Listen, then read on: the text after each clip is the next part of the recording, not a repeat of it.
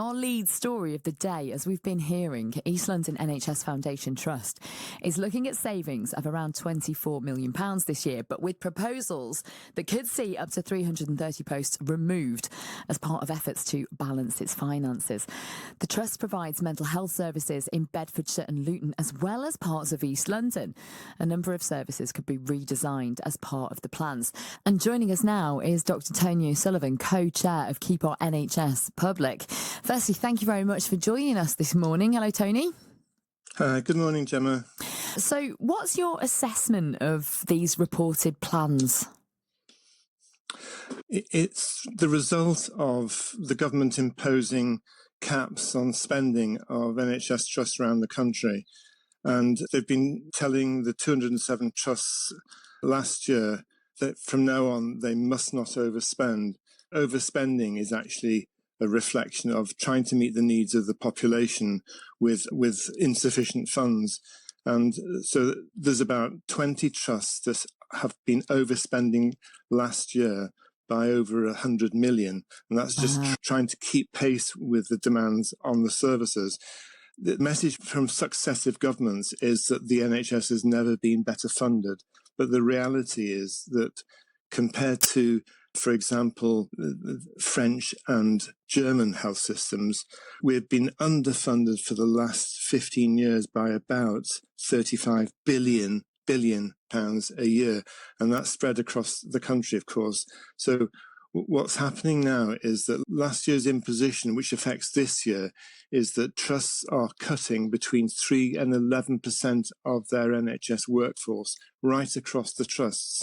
And your report, which is really important, so thank you for that, but your report is 330 jobs threatened in the East London Trust, which affects, as you've said, Luton and Bedfordshire. Yeah. But up to 1,000 jobs are threatened at the Royal Free Hampstead, £70 million cuts at Guy's and St Thomas's in London, hundreds of jobs at Barts.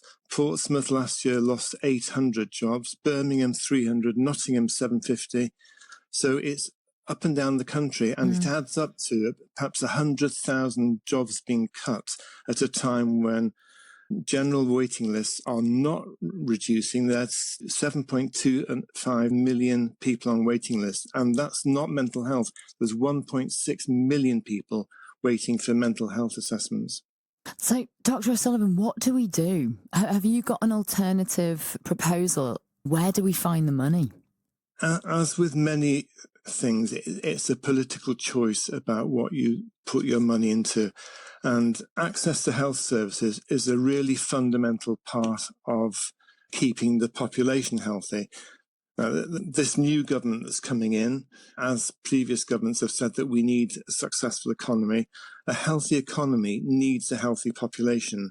And a healthy population needs not just help with cost of living and the standard of living, which is really important, but they need a healthy NHS when they're in trouble. There's nearly 3 million people out of the economy from ill health. And as I said, over 7.2 million people waiting for appointments. So I think that the government needs to change tack in its thinking and say that funding for the NHS and indeed for social care and education, that's an investment in the future of the country. It's an investment in our children, and it's an investment in the health of the population, which feeds into the economy. The claims that the NHS has never been better funded is actually a cut for cuts. And this is what we need to do. So programs like yours and listeners need to say, this is not good enough. We need to find the funding for a health service that works and not to be cutting under the kind of cover of efficiency savings.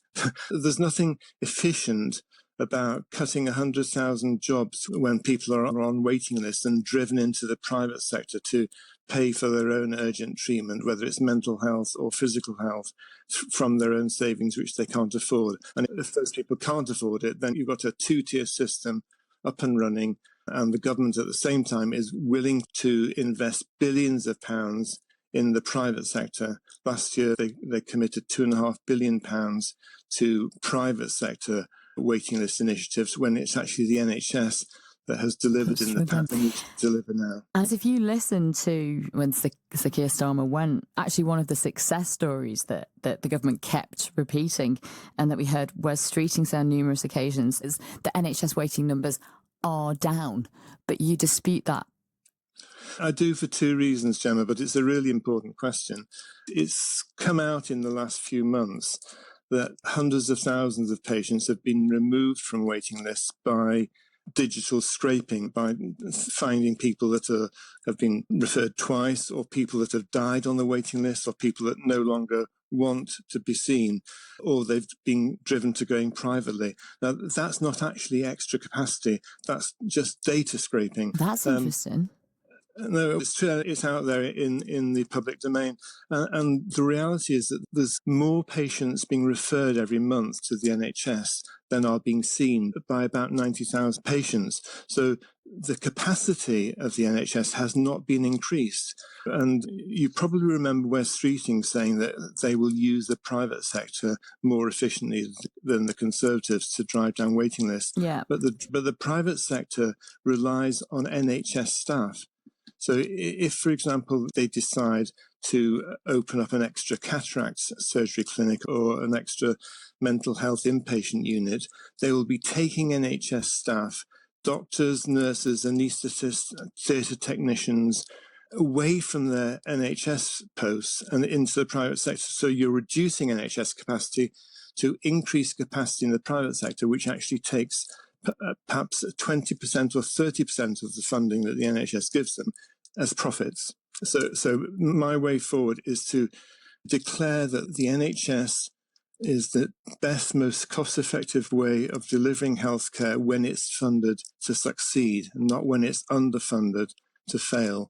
That NHS and social care are vital infrastructure for this country and for the health of the population. So I was just thinking about Andy Burnham. This seems to be, social care definitely seems to be something he's coming out and really trying to hang his hat on.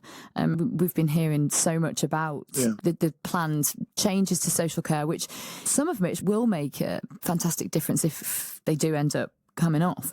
What I'm wondering is, though, where would you take the money from? Because it's a bit like we're in a situation of where you've got to borrow from Peter to pay Paul.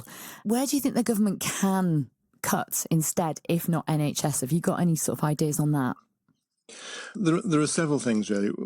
One is, first of all, investing in the private sector immediately wastes money because it goes into profits. So the investment in cataract surgery, last year, 560 million went into private cataract companies, and 165 million of that was profit. So that's 32% profit take. So that's one way of using the money you've got more efficiently and building the infrastructure of the NHS.